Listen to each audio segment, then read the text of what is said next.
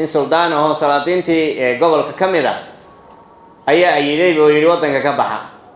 oo dareera meesha waxa loo xiyaalima jiray. waxaan leeyahay suldaanka dhalinyarta iyo da'yarta qalbiga ka diin diyaaraddan imiga Hargeysa taalle meesha la saaray dadka qaarkood waxay u haystaan taariikhda in buu hoodlana la saaro maalkii kale la saaro. kuwa halkan joogina ay yidhaahdaan xabaali baan soo faqaynaa, beri baa layni garaacay, beri baa layni tumay, dad baa ina haystay.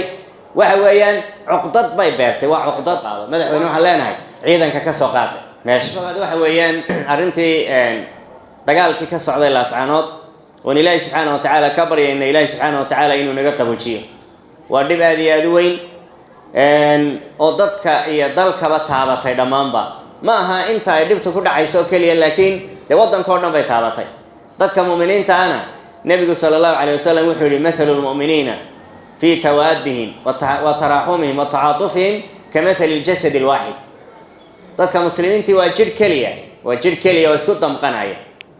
إيمانك يا إسلام ماذا كانيسا دينتا كانيسا وضد الشرع كانيسا وحوي صوماليدنا ووضد قيس ونجاس وحملك لجرا معها وضد قرابي أهلا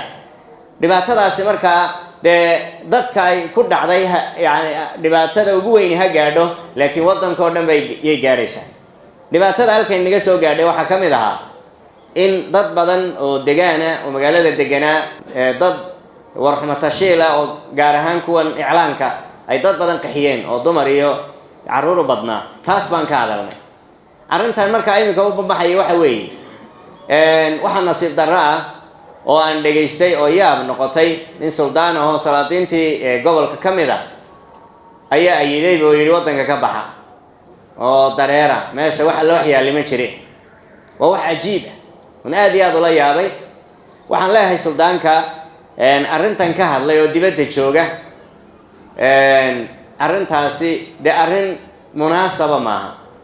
أرنتها تكو هذا شيء أرن مناسبة معها ضل كاجي أدوغا سلطانك وهيد يضد كات سلطانك وهيد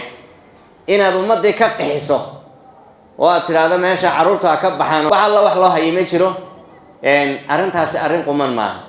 وحن لها أرنتها سي سلطانك مناسب وما هين ماشي أنه واحد بيمتعله واحد هيستاي عيدس كميساني سيني مجرتو عيدس كميسة مجرت دي رأس عناضي الربورة من واحد كل دوين ربورة ما يجا هشيس كهال كان يجا أنا مرتجلي وضيدي أبوه ويناي مركها تلين يومي كش عبد الله على الجوهر شيخ الجلد كوكتشو جنا يجا هشيس كجلاي عيد كم مغنيت بمجرين به حتى هذا وان كم مغنين وانك عيد با نجم مغنيت مركان هشيس كجلايني ورصحة ما وركاسي حتى dadku ay wax ka cabanayaan oo ay leeyeen waxba naga maqan oo ay wax tabanayaan de waxay ku xiran tahay raganimadooda iyo go'aankooda iyo doonistooda iyo ku xiran tahay laakiin heshiis bay galeen aan loo kala harin oo intii talinaysay waqtiga de heshiis bay dadka la galeen oo dadkii markaa heshiinayay qabiiladii markaa heshiinayay ee dawladda dhisayay de qayb weyn bay ka ahaayeen iyaga martigeliyay magaalada Boorama lagu sameeyay yaa lagu aasaasay dawladdan saas bay ahayd wixii la tabanay waa gaar haddii marka qofku uu de magaaladiisa dadka ka qixinayo waa yar dhib weey ta kale hadaa tiraado waa la haystaa caruurtii yaryarayd iyo dadkii da'yarta ayaa de qalbiga ad ka dilaysaa waxaan leeyahay suldaanka dhalinyarta iyo da'yarta qalbiga ka dilin ma qofka waa la haystaa iyo waa la dilay ما هو هذا عروتين لبو كوريو هندا قبل هندا يعني زوجة أبو سفيان حاس كيسي أيا وحويان إن أنا إذا شيء إن يرى وحويان وصحابي جليل كا مركا ومعاوية بن أبو سفيان وإن يرى أيا نبى صوم مريو مركا عرور بلا عياري مركز با wuxuu yiri ninkan waxaan rajaynayaa inuu tolki madax u noqdo ama inuu taliyaan rajaynaya markaas baa waxay tiri hooyadii hadduu tolki uu madax u noqdo waan ku khasaaray bay tiri waan ku khasaaray waa inuu caalam muslimiinta oo dhan inuu madax u noqdo ayaan rajaynayaa bay tiri inaan kan yari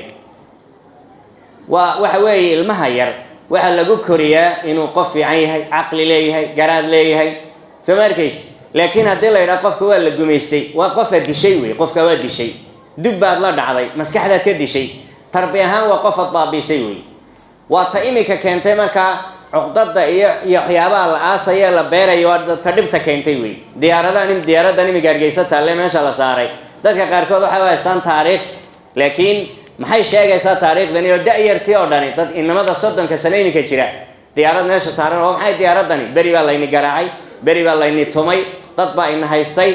waxa weeyaan cuqdad bay beertay, waa cuqdad waa ta keentay dee in Buuhoodlana la saaro, maalkii kale la saaro, kuwa halkan joogina ay yidhaahdaan xabaali baan soo faqaynaa. waxaasoo dhan waxaa keenaya nacaraadka qabaliga ee la beeraayo, in dadka qabyaalad iyo bale iyo cid baan haysatay iyo cid baan duleysatay lagu beero maaha. dadku inay wada hadlaan baa fiican oo dadku ay waaseen wax hagaajinaa yiraahdaan wax la hagaajiyo, wax la toosiyo oo wax la hagaajiyo. waxyaabahaas oo dhan laga waantoobo way. masaajid oo dhan waxaan kaga hadalnay war magaaladu waa nabad, markaas baa isna ciidanka wuxuu magaalada ka tagay, magaalada ha joogina buu dhalinyarta wax ku baratay ka qaxa. marka waa ta keentay marka inaan mowduucan soo qaado. qodobka labaad waxa weeyaan dhibaatada ka taagan Laascaanood, waxaan aad u soo dhaweynaynaa xabad joojinta oo ku dhawaaqay madaxweynuhu iyo ereyada wanaagsan ee ku dhawaaqay ah in la isku garaabo oo dadku is dhageystaan oo cidii khaldan haday dawladda tahay haday tahay de shacabka lala muxuu ahaa ka soo horjeeda in la isku garaabo waa war wanaagsan. laakiin sidoo kale waxaan dhageystay garaadkii oo isna meesha ka hadlay ayaan dhageystay. labada markaan isku dhageystay waxaan leeyahay madaxweyne aad baad ugu wanaagsan tahay arinta, labada qodobba waan ku soo dhaweynaynaa, laakiin si arintu ay u hirgasho oo wada hadal u yimaado oo gogol muxuu ahaa ay dadku ay iska hor fadhiistaan de ciidan is hor jooga oo qori isku ridaya, saakadana la isku ridayo, shalay la isku riday oo dadkiiba sidan isku eeganaya, see u dhici kartaa? waa in ciidanka markaa laga soo qaado. madaxweyne waxaan leenahay ciidanka ka soo qaada meesha oo meel ka durugsan keen si ay u suurta gasho dee wada hadal u suurta galo, ilaan caqligaa taa sheegaya. laakiin haddii halkan laba qof ay sidan qori iyo dhifays ku jiraan see loo wada hadli karaa? wada hadal ma suurtoobayo, suurtagal maaha. marka waxa weeyaan waxaan ugu baaqaynaa madaxweynaha